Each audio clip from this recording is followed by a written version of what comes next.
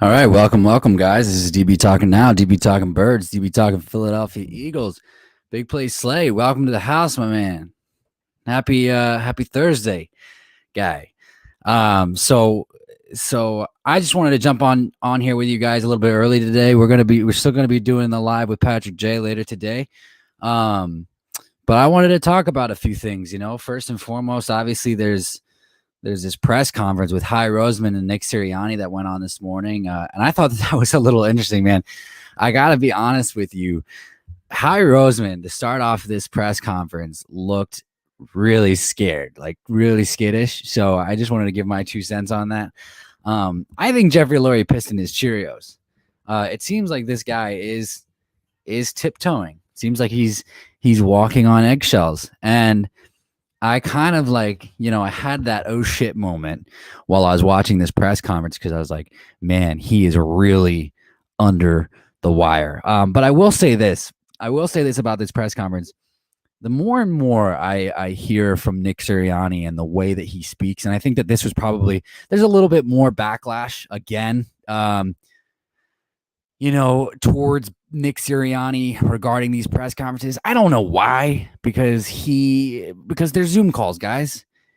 And like oh, thank you, man. Big play Say, one of my favorite Eagles fans. Thank you, man. I appreciate that. I appreciate that, dude. Yeah, I don't understand why there's backlash towards Nick Sirianni. Like, there's Zoom calls. You're not gonna get a lot of inspiration out of Zoom calls, but as far as inspiration out of Zoom calls is concerned, he's doing a pretty freaking good job. And I think that this is probably one of his best press conferences yet.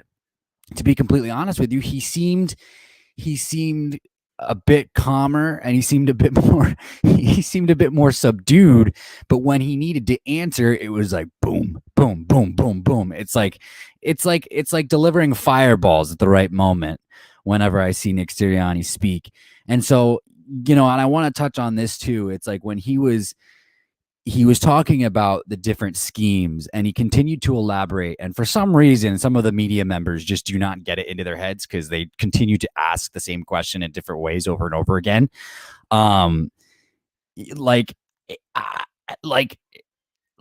was about the 12 personnel. It's like, he's like, we're going to change the scheme depending upon what type of players we have, whether it's 21 with the 2 running backs out of the backfield, whether it's 12 personnel, whether it's 11 personnel, whether it's 13 personnel. And so he's like, we're going to do what's best for the team moving forward. And then we have different guys for different roles. And sometimes if we can't get the right one player that we need to fill all of those different roles, then we'll have to bring in multiple guys to fill out those different roles. And so I thought that was a phenomenal thing to hear. There's a few little eggs that I liked from this press conference though, which was like Nick Sirianni said, we only have one quarterback on the team right now. And I absolutely love that, because he seemed to say that, and this is me theorizing, he seemed to say that with a little aggravation. And Howie Roseman went back and touched on this as well, which was Nick reminds me of that every single day. And I don't think that should go unnoticed. It's like, our head coach is barking up the tree of our GM, and I absolutely love it. Big Play Slay says Nick Sirianni was meant to come in and help Carson Wentz, almost like Matt LaFleur. How can you be mad at him when the cancer of the team has not been fired yet? I completely agree. And that's the big question. It's hard to say, that he was supposed to come in and help Carson. I think that was a narrative that was put out by the media. But was it true? It's possible. Was it not true? We don't know. But I think that to Nick Sirianni, is going to try and help whichever quarterback is going to be on this team. And I think that this plays in line with exactly what we're talking about, is like, he needs more quarterbacks on this team so that he can go ahead and identify them in comparison to Jalen Hurts. Now, again, with this press conference, neither one of them have claimed Jalen Hurts be the starter. So it takes me back to Mitch Mortensen and his report about Jeffrey Lurie claiming that Jalen Hurts was going to be the starter, and that's a done deal. I said this before. I said this a couple streams ago. I think last week. Reporters can be wrong. Doesn't matter what their track record is. Reporters can be wrong. So there's that. You know what I mean? A couple other things that I want to talk about, obviously, is I want to go ahead and talk about Carson Wentz. Carson Wentz had his press conference today, and I like the way that he is taking the high road on this one. He continues to be asked about the conversations that were had with Howie Roseman, just like Howie Roseman was today. Howie Roseman was put under fire a little bit, to be completely honest with you. But I'll stay on track here with the Carson Wentz press conferences. Carson Wentz pretty much just said that was out of my control. They asked him if he asked for a fresh start, and he said that was out of my control. I will not really confirm or deny that. That's kind of what he said in other words, and good. That's exactly. I agree with that. I agree. I love the fact that he went that route, because he doesn't need to go any other route. He's in Indianapolis now, and he seems happier than he's been in a long time, and he doesn't need to go any other route. Big Play Slay says, granted, Carson Wentz and Aaron Rodgers are two completely different players, and both of their respective head coaches that were given to them to rise their game to new levels. Yeah, and that goes to Matt LaFleur. Here's the thing about that comment about Matt LaFleur, though, is that Matt LaFleur, we touched on this the other day. Matt LaFleur made the wrong move in that final playoff drive for Aaron Rodgers, and they should have just let him. He should have just let Aaron Rodgers call those or pass the ball during the final drive of that playoff game. But, let's go ahead and touch on free agents real quick, just to help us transition into today's later stream when we get Patrick J on here. Guys, QBs are kind of flying off the market. And so we're going to go ahead and bring these up real quick. Let me go ahead and bring up my list here, just because I have a lot of shit going on in my head and I can't remember everything. I wish I could. Unfortunately, I cannot. Mitch Trubisky went ahead and hold on a second.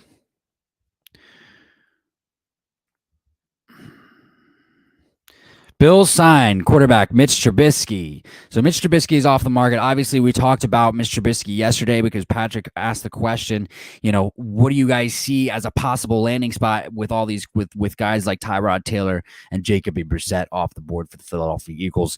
And I mentioned Mitch Trubisky, but I just see him being as out of the reach as what we're willing to assign to a backup quarterback as far as salary is concerned.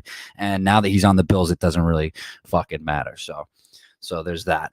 Andy Dalton obviously signs with the Bears. So there's that. So these guys are off the market as well. The Eagles are not doing anything. I mean, obviously we talked about this yesterday, and it kind of goes to what Howie Roseman said in this press conference. He was asked about, with you guys being the specific situation that you're in, what are you guys doing? Like, how are you addressing this free agency period? And Howie Roseman gave a so-so answer, which is, the same answer that he gives us every single offseason, which is, we're continuing to evaluate players, and we're going day to day, what we think would be a specific fit for, the coaching staff, and da-da-da-da-da, and da-da-da-da-da-da, and da-da-da-da-da-da. And so I guess, I don't expect him to say much else, but you're in a spot where you are not supposed to be in. I'm not trying to boast too much, but I think I kind of hit it spot on yesterday, which was, we're a team in a big market, and we're not supposed to be small time players when it comes to things like free agency or draft or anything like that. Big Play Slay, the Eagles did sign Andrew Adams, and they also resigned Hassan Ridgeway today. Yeah, no, and I was just about to get to that. Safety, Super Bowl winning special teams safety, Andrew Adams. Special teams safety, Andrew Adams. Super Bowl winning Tampa Bay Buccaneers special team safety, Andrew Adams. Did sign with the Philadelphia Eagles today. And look, I listen to a little bit of LB, Lord Brunson, another phenomenal YouTuber, just like Philly 500. Here's the thing: is he made a good point. Sometimes these guys who make a good niche and role for themselves on special teams, obviously, because that's where it all starts, just need more playing time in the defense, and maybe they can carve out a nice little role for themselves, and that's possible. That's a possibility. He could probably possibly do that. And so that's the best case scenario, obviously, with a guy like that, and a small time signing like that, especially with the amount of cap room that we have. Hassan Ridgeway, I've always liked Hassan Ridgeway as a rotational player. I'm glad that we were able to bring him back. Obviously, the Eagles did also re-sign running back Adrian Killins. I liked him when we were able to bring him in, but yeah. Big play says so much, pretty much fulfills the role of Rudy Ford. Yeah, and just to touch on Rudy Ford, I kind of wanted to bring this up the other day when he got signed away. And I can't remember the team off the top of my head, but there was a lot of backlash from fans, similar to Jalen Mills. It's like, okay, see you later. We're not going to miss you. Rudy Ford, the Cardinals didn't want to get rid of Rudy Ford. The Eagles still gave up a draft pick for Rudy Ford. Or maybe it was a player for player. I can't remember. I think it was a year or two ago now. But we the Cardinals didn't want to give up Rudy Ford because he was such a good special teamer. So Rudy Ford is a good player. And I hope that Andrew Adams can bring some similar success to the special teams room, because that's another unit. The special teams unit is another unit that we're going to have to improve. Jacksonville Jaguars signed Rudy Ford. That's right. Jacksonville Jaguars signed Rudy Ford. Another cast off from the Philadelphia Eagles goes to Jacksonville Jaguars, obviously referring to Sidney Jones. So there's that. Another player, just while we're at it, just because it's only me on here right now, and we can kind of talk on anything that we missed or any open conversations. So Big Blake, say anything you want to talk about, we can talk about. It's absolutely cool. I want to talk about the job that the Detroit Lions are doing. Reason being, obviously, Deuce Staley is the running backs coach, assistant head coach over there now. The signing of Jamal Williams for them is big. I absolutely love that. We kind of didn't cast a positive eye on them when we talked about the NFC North. And so we kind of overlooked the fact that, the Lions are going into the season with a new head coach. The Lions are going into the season with John Dorsey, and as their personnel guy. The Lions are going into the season with Deuce Staley as their running backs coach, assistant head coach. So they have a lot of optimism and positivity going forward. Big Play says, what are your thoughts on what our division rivals have done? Let me start with the Washington football team because they made some moves. They're making some moves. Obviously, bringing in Ryan Fitzpatrick. This is one thing where Patrick and I disagree. I think that they're not done. I don't see Ryan Fitzpatrick as being their starter, come the 2021 season. I think that they're going to bring in another guy to compete for the starting role. And at least if I were the GM of that team, I would probably go ahead and draft the guy. And maybe that guy is Mac Jones. We'll just have to see. Maybe they move up for a guy. Who knows? But the signing of Curtis Samuel is absolutely phenomenal. For them, honestly, as a Philadelphia Eagles fan, it makes me scared, because they obviously already have Terry McLaurin. They already have, Logan Thomas, and then to add Curtis Samuel, who can kind of line up anywhere on that offense, is just scary. William Jackson that they added in the cornerback spot? And the Dolphins signed Will Fuller. I know that for a fact as well. Yeah, so these wide receivers are starting to come off the market as well. Yeah, I'm worried about the Washington football team. It seems like they're starting to capitalize on the fact that they have a good defense. Patrick and I were kind of talking about this off air yesterday.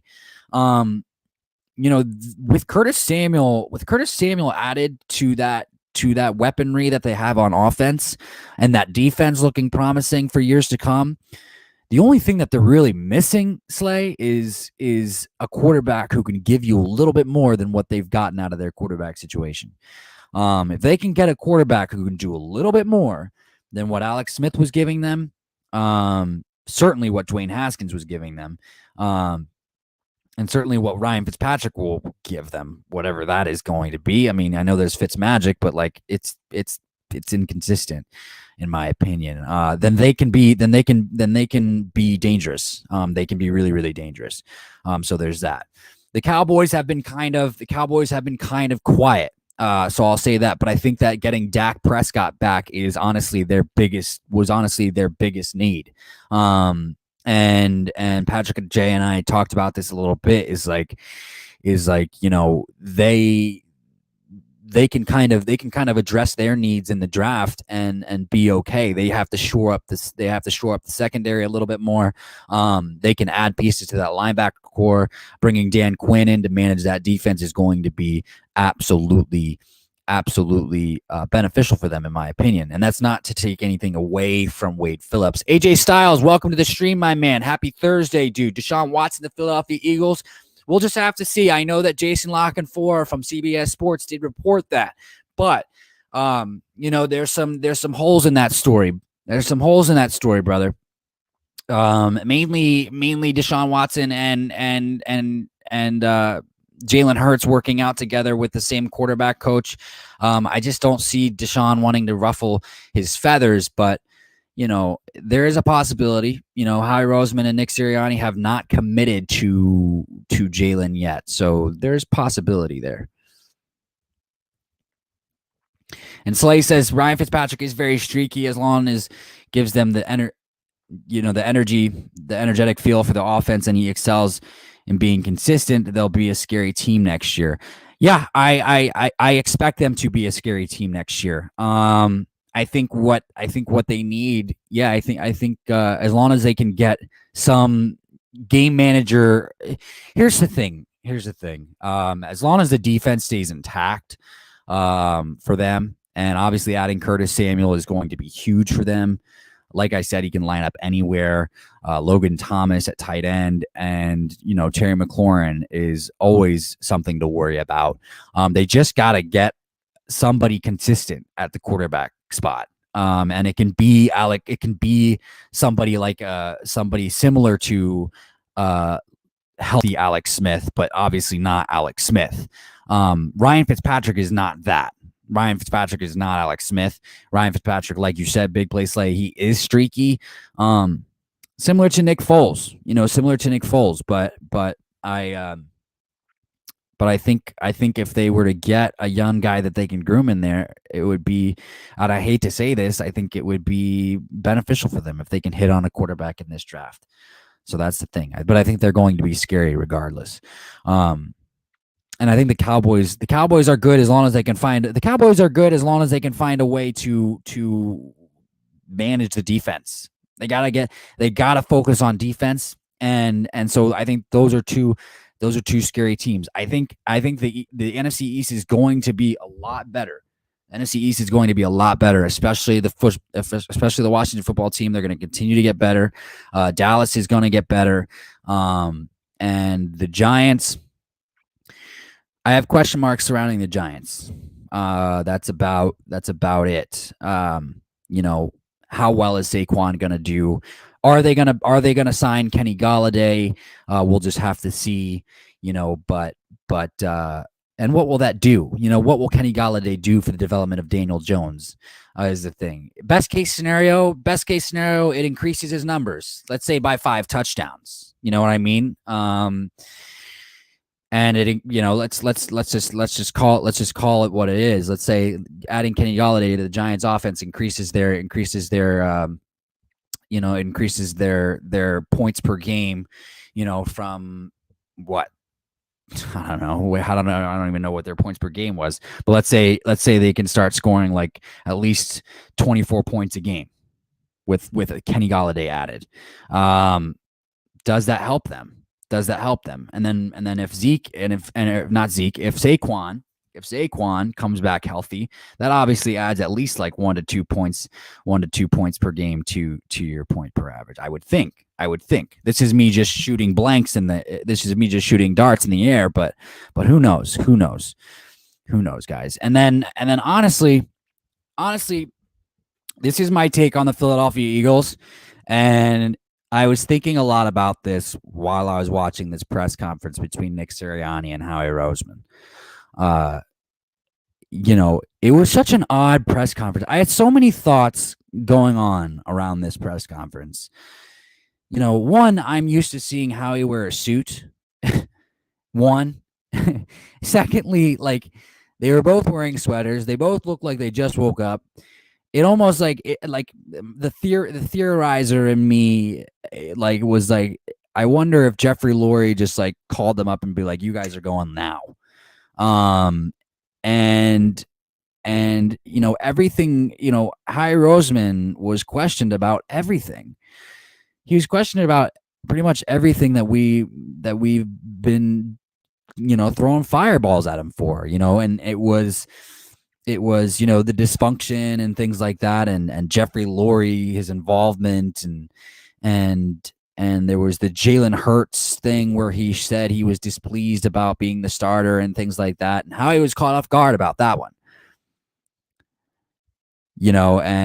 And like it just behooved me a little bit. But my thing was this about the Philadelphia Eagles, and thinking towards the end of the press conference, when things got away from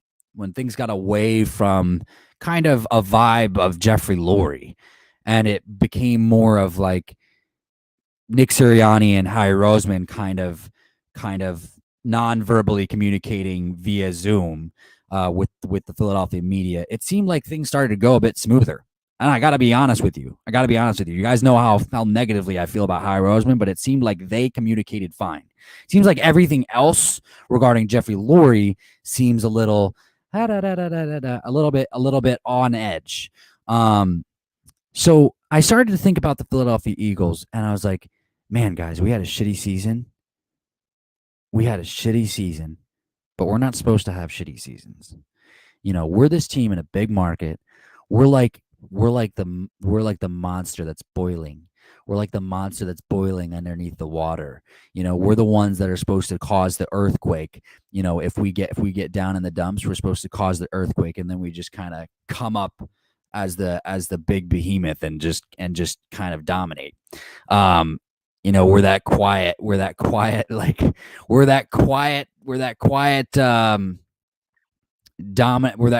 monster that comes up and absolutely just ends up showing everybody who's boss at the end of the day. And I'm waiting for that to happen. Because the Philadelphia Eagles are not supposed to be in the basement. Guys, we're in the basement right now. I believe this. I believe that the Giants have a better outlook on the NFC East this season than we do. The Washington football team clearly does, and Dallas clearly does, because Dallas is getting their franchise quarterback back, and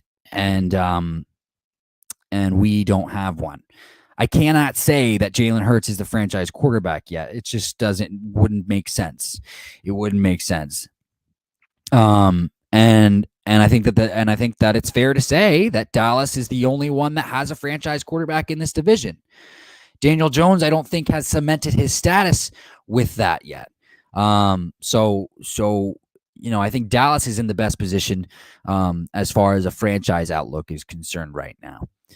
Big Play Slay says, don't get me wrong, Howie still looks like a baby, but he looked less professional today. Yeah, they all looked a little bit weathered and worn. but here's the thing too: is I don't think that they expected to be in this position. I think that they expected to be ready for free agency, and I think that they expected their cap to be cleared. And so I think that they're a little bit pissed off. I think that what I got out of this press conference, guys, is I think that Nick has a little bit more control than we think. That's what it seemed. It seemed that way to me. I might be reaching, but it seems like Nick has been given a little bit more control than we think. And I like that. I really do. I like that. Because usually if you think about it, and I'll take it here, is usually if you think about it, like we saw Brian Johnson and we saw Shane Steichen at Trey Lance's pro day. Yeah, this is a top 5 quarterback here we're talking about. Usually Howie Roseman would be there if for a pro day of a top 5 quarterback. You know what I mean? And Howie Roseman was not there. So, I mean, it's something to think about. I mean, I'll bring it up. I'll bring it up with Patrick J later. We'll probably be on the same time, 3:30. But 3:30 Mountain Standard Time. But I'll certainly bring that up. I'll certainly bring that up later. It's there's dysfunction, but I think they're starting to mend some things.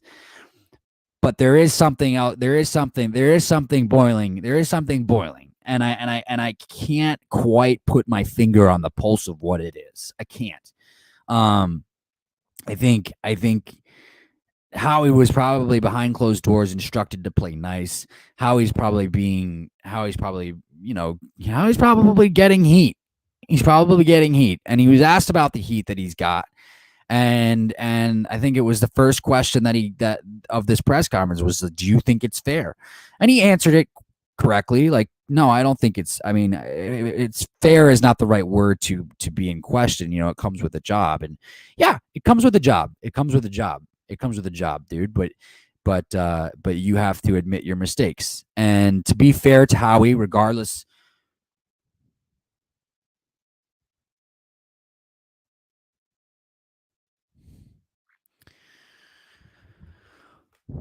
All right.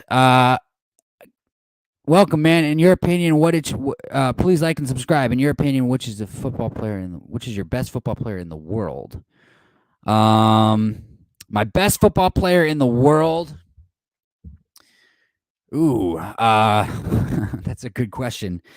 That's a really good question. I can't recognize those names, but my favorite player of all time probably is safety Brian Dawkins for the Philadelphia Eagles. He was absolutely my favorite player. I started watching when I was probably, I've been an Eagles fan since I was born, because I was born in Philadelphia. But it kind of just runs in your veins once you're in the hospital. But sorry guys, I got off track there.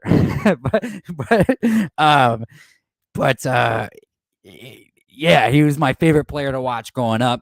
I still miss Brian Dawkins. I wish we had him as a coach, but he's a good man and a good family man, and just went a different round. So no problem there. But yeah, Howie Roseman. I mean, Howie Roseman. No, nothing to take away. Nothing. That's a good question, Big Play Slay. He says, "Wait, is that football or soccer?" I do not know. I didn't recognize those names. I did not recognize those names. It may have been. Yeah, it may have been soccer. It may have been soccer. So, but yeah, we'll have to see. I mean, Howie Roseman has taken blame for his mistakes. He took blame for whiffing on DK Metcalf last offseason, and so that's why they went ahead and drafted 3 wide receivers last year. One thing I did absolutely love was probably the final question of the day, which was playmakers like Pitts or Chase, and Sirianni touched on this. He did say that he likes the talent that we do have in the room, but there is a lot of depth at wide receiver and in this draft, and so I mean that's a good sign, guys. Here's the thing that the media needs to understand, and I understand that they're just looking for sound bites, but we're not going to give our cards away. You know what I mean. So that's the thing.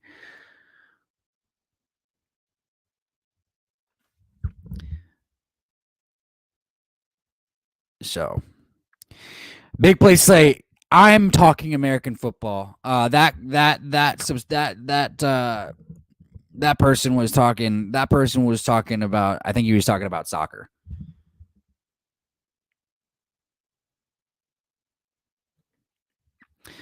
Big Play Slay says, I'll say this, hot take.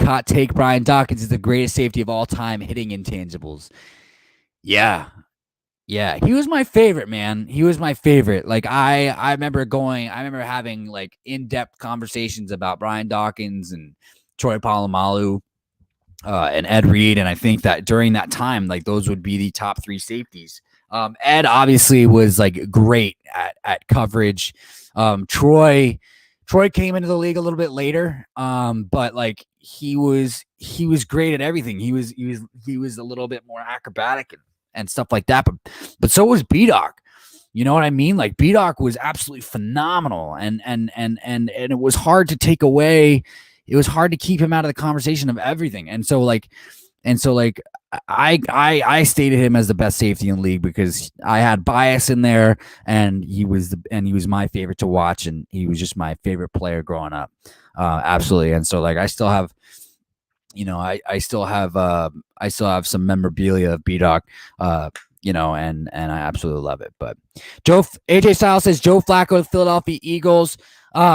You mentioned that the other day, man, and I want to know where you saw those rumors, because I tried to look that up, and I couldn't find anything on it. But if you can let me know, let me know in the comment box, and I'd love to talk about it, because that's something. Maybe that's actually a great topic that we can talk about later. I would love to bring that up with Patrick J, and we can talk about that later. See if there's any fire there. Big Play says regarding Brian Dawkins, he had all the measurables, and he clearly had the football passion on his back. We've missed that for so long, dude. Yeah, man. Yeah, I know. Talk about it. Having a guy like that in the back on the defense, dude. It's such a shame. I think about a month ago I talked about this. Like, we've seen it all. Like we used to have these defenses where each layer of the defense was completely stacked. We had the defensive line, we had the linebackers like Trotter, like Reese, Simino, and those boys, and then along the defensive line, like we had the Corey Simons of the world, and then in the secondary, and the Derek Burgesses of the world, and then in the secondary we had like the Al Harrises, we had the Sheldon Browns, we had the Brian Dawkins, the Michael Lewises, like, and I'm just naming guys from the millennium right now, but during the Jim Johnson era, like the entire level was all levels of the defense were set, and now it's like. And now it's like we can't even. We're having a hard time even doing that. It's like we there's one guy in the secondary that is supposed to be a good guy, and we had to trade for him, and that was Darius Slay, and he didn't even do a good job for us, really. Big Play Slay says, I have a question for you regarding Carson Wentz press conference today with the Colts. What's your thoughts, man? And is there anything that stuck out to you about what he said? The big thing that stuck out to me is just the kind of what I touched on before, is they tried to ask him, about him asking for a fresh start, and he just wanted to, and he didn't want to answer, and he didn't kind of really, he took the high road. Is basically what really stuck out to me. He said, I can't, in other words, he can't really confirm or deny that, but and that's out of my control. And it's kind of the same stuff that we kind of heard from from him all season long. The other thing that really stuck out to me was like, I didn't want to be benched. I don't know why I was benched. It didn't feel good. Like, I guess here's the thing. I don't know why I was benched thing. It stuck out to me in this way, which is this. I think a lot of people are gonna take this the wrong way because they're gonna be like, oh, he can't admit to the fact that he was playing poorly. No, I don't think that's where he was going with that. I think Carson knows that he wasn't playing well. But here's the thing: this was Carson Wentz's team. Carson Wentz was playing poorly, and he was already deemed the franchise quarterback. He had just gotten the big contract. Like, quarterbacks struggle. And I think in Carson's mind, regardless of how poorly the ship is being steered, you let your franchise quarterback steer you back into the right direction. And I think that is kind of the movie or book ending that was stolen from us. There was still the possibility, and this is the coaching staff's fault, the front office's fault, is they didn't bench him earlier. If they had benched him earlier, they could have came back to him and it would have been fine. But they didn't bench him earlier, and they decided to bench him 4 weeks with 4 weeks left to go. And so we were all expecting that Carson is going to turn it around, or we were hoping that Carson was going to turn it around. And so he could have done that, but that was stolen from us. It was stolen from him. And I think that that's part of that. Like, he doesn't know why he was benched. He wanted to get the ship righted. That's what I think. That's what I think. I think that he deserved, given everything that he's done for the organization and given the way that he has played, because he has played well. He had one bad season, honestly. Other than his rookie year, he's broken records in every single season he's played, other than this one. And Slay says, so here's my preface with what he said. I believe he wishes he could have finished his career where he was drafted rather than to get traded, in a bad sense of terms. But the two parties got what they wanted.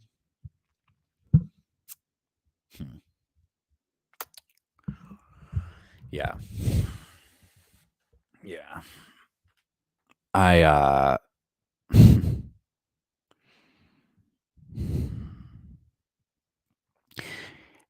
it's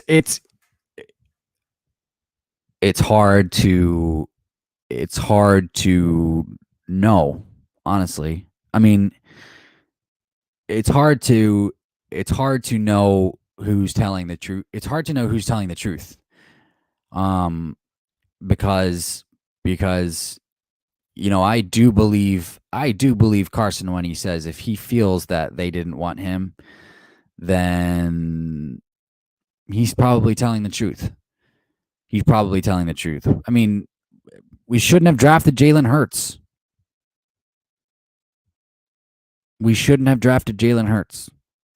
Plain and simple. You just don't do that. You just don't do that to a franchise quarterback. You just don't. And not to a man who literally the year before, like, put the team on his back to take you into the playoffs, and it started in Miami. The defense didn't show up in 2019 against Miami. It started in Miami. So we lost that game, but like, we would have won 5 games if the defense showed up. I don't know if anybody remembers that.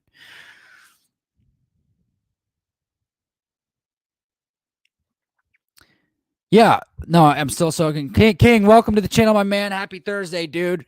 You just watched Carson Wentz press conference? Yeah, dude. Okay.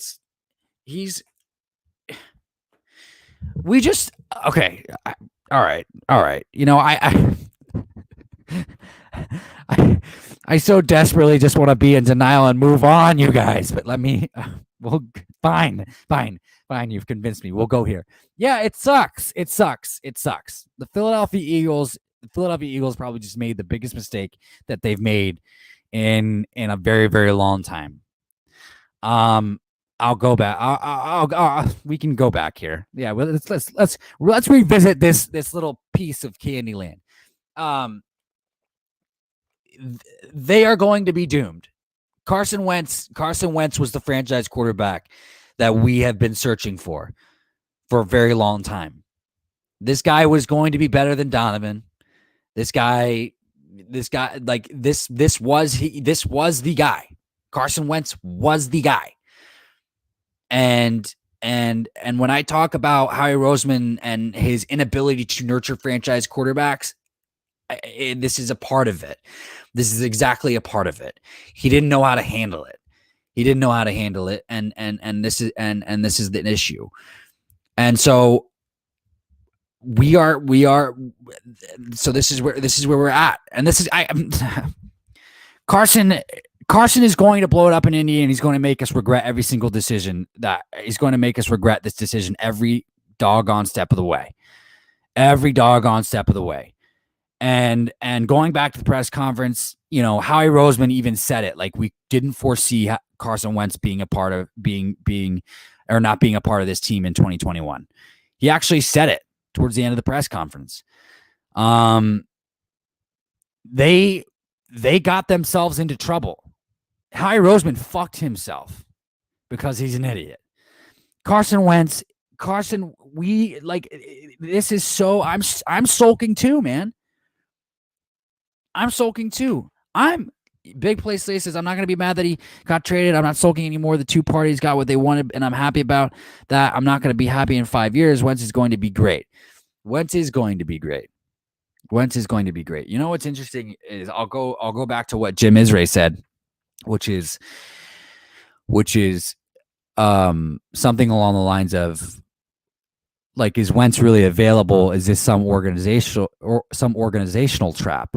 Like, he was shocked that Wentz was available for a trade. So he had to have discussions with Frank and Chris Ballard, because he was shocked that Wentz was available. Like, this guy shouldn't have been available.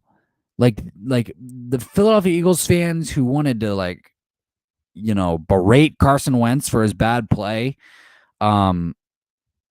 Nobody else in the league thought that he was a horrible quarterback.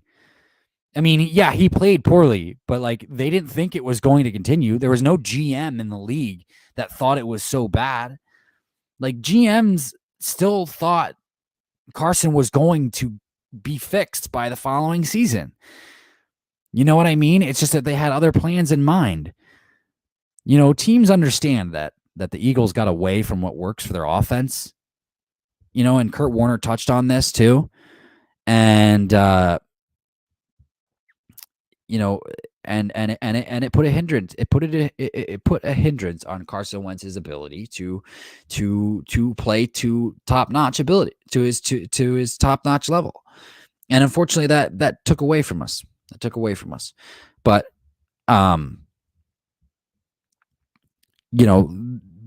it's, I'm gonna wrap this. I'm gonna wrap this Carson Wentz thing up with this.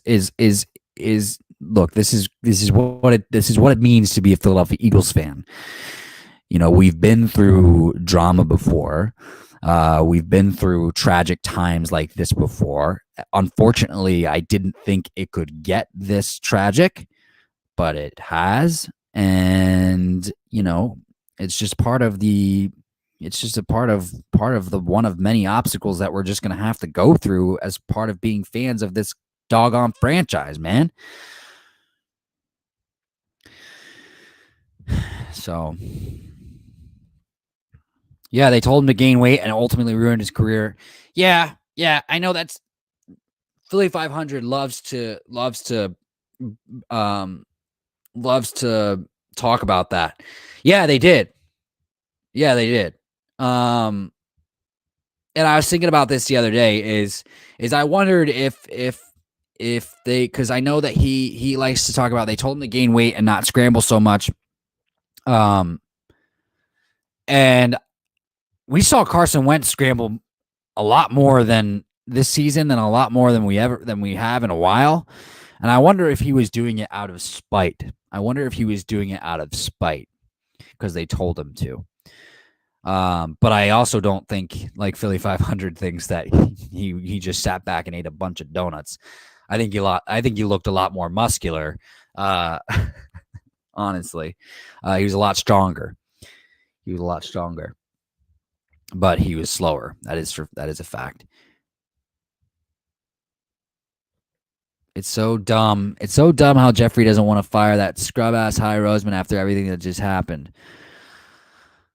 Yeah, no, I feel you. And I think that Howie is definitely under. I think that Howie is definitely under the microscope, though, or the magnifying glass, whichever one you want to use, whichever reference you would like to use, or analogy, whatever. You can use it. Because he just seemed a little too nervous at the press conference for my liking, to be completely honest with you. But Nick Sirianni had a Belichickian thing going on. He had the whole crow's eye and everything. I kind of liked it, honestly.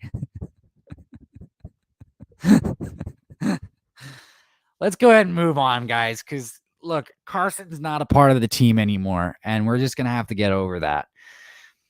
I mean, that's the thing. I don't know if it's going to be Jalen Hurts. If it's Jalen, then, we'll just have to see. We'll just have to see what he does. He's impressed me so far this entire offseason, but, maybe it's Zach Wilson. Maybe they trade up, guys. I don't think anything's out of the question now. Like, we can talk about what we think they should do, but they have not. The personnel department and Nick Sirianni has not said that Jalen is the starter like Jeffrey Lurie, like that story claims.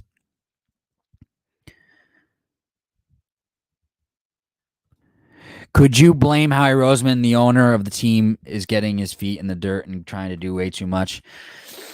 Yeah, I think they both are. I don't think that they should be as involved as they are right now at all. I think that Patrick J and I talked about this a lot. I think that the owner. I think the owner is. It's okay for an owner to make suggestions. It's okay. But don't get involved. Don't get involved in media relations like that, and try and steer a narrative that suggests what your team should do, like he did. That's not good at all. Howie Roseman needs to direct more of the personnel side to Nick Sirianni. Howie Roseman needs to just be an accountant. Philly 500 talks about that all the time, and I agree with him. I don't mind keeping Philly. I don't mind keeping Philly 500. I don't mind keeping Howie Roseman. I just don't think he should have any say over personnel or draft or anything like that whatsoever. He can be in charge of contracts, and that's absolutely fine. But Big Play Slay, I think you and I talked about this before. We need a new GM. Or they need to hire a personnel guy, or they need to hire a personnel guy. Excuse me. And they just don't have. I mean, they really don't have it. And whether they have consultants or not, Howie Roseman's not really taking advice from the consultants. So, but again, based off of that press conference, I did have a slight little inkling of a feeling that says, I think Nick has a little bit more control than we think. That's just my take. It seemed that way. It just seemed that way. It did a little bit. So we'll just have to see how this plays out. And I hope I'm right. But that's not me giving credit to Howie Roseman whatsoever. But guys, I do got to prepare for our live stream later today with Patrick J. We will be going over the NFC South. So that's going to be awesome. And King, just to get this last comment in, my friends, tell me why you Eagles fans if you talk shit about them 24/7. Oh, I'll tell you. Ask Howie Roseman. That's exactly right. That's exactly right. I will be I will be live with you guys later today, hopefully around 3:30 or 3:40, same time as usual. You guys, thank you guys in for tuning in so far. You guys have a beautiful rest of your afternoon. Enjoy some good lunch if you haven't had it yet. I will see you guys a little bit later. One love and go Birds, baby.